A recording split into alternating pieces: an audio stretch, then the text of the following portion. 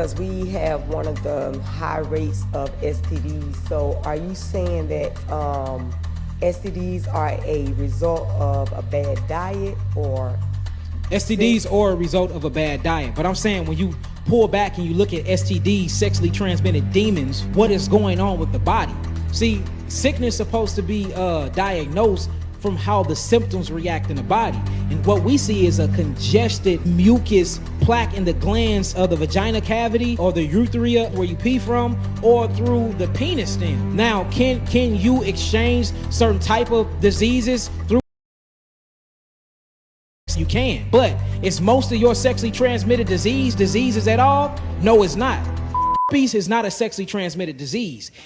V is not a sexually transmitted disease, because you have over 1 billion different bacteria inside of your vagina canal. If anything, or that pH balance get thrown off, the environment change. Now these very good bacteria that was cleaning the floor of your vagina can become some heavy hitters. Same thing for the tract of men, especially men who have been circumcised. They don't have that gland anymore to drain, because when circumcision, we actually cut the mucous membrane out of our penises. So yeah, you're more susceptible for catching different bacterium. We have to quit calling it a STD, like I got a disease. No, my woman had a bacterial imbalance when I went into her. And them same microbiomes got inside of me, and I'm having a systemic mucus response due to acidosis. That is not an STD.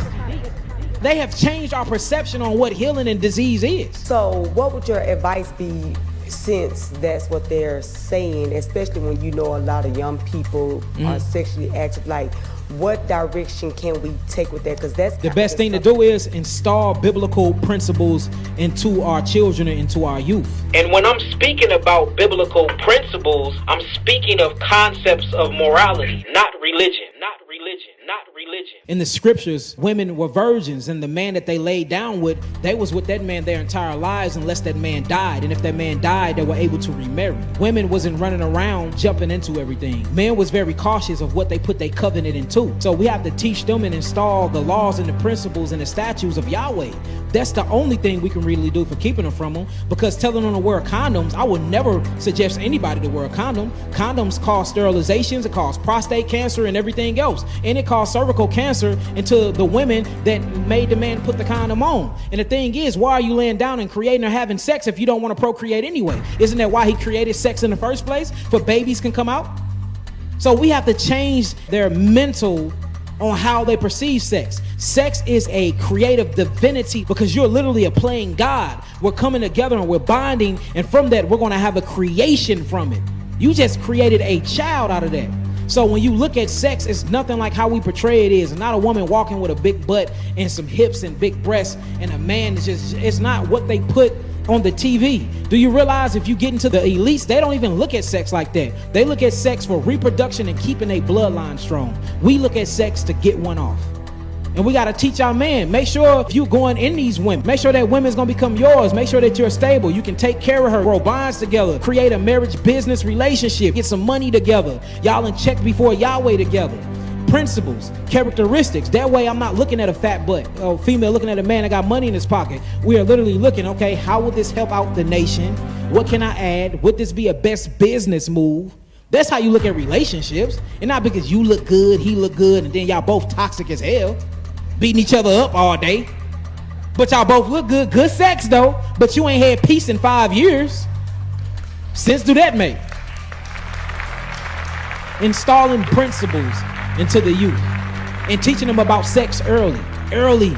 They teaching sex in schools to 6-year-olds. You better reach your 6-year-old before they do, because they gonna throw some trans type of literature in there too. So get to them young and let them know. If they ask, Mommy, Abba, how did I come? You came through sex.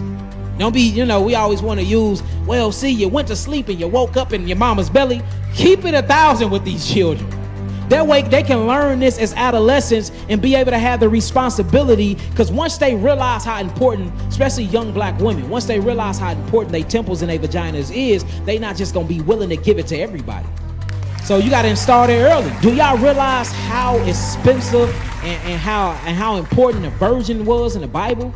She was important. She stayed in her father's house until he gave her away. And when he gave her away, it was a diary put in place. Cattle, I got land I can bring her on. I can give you 4 goats. I can give you some of my jungle fowl wings. I got gold and I have a heritage. He'd sit down. He will meet his father, his whole entire family. Then they will eat together. Then the father made the decision to give his child's virgin away. But the black fathers out of the households. Well, a lot of our young black women are fending for themselves. So we have got away from our cultures, and that's the reason why we in the position we in.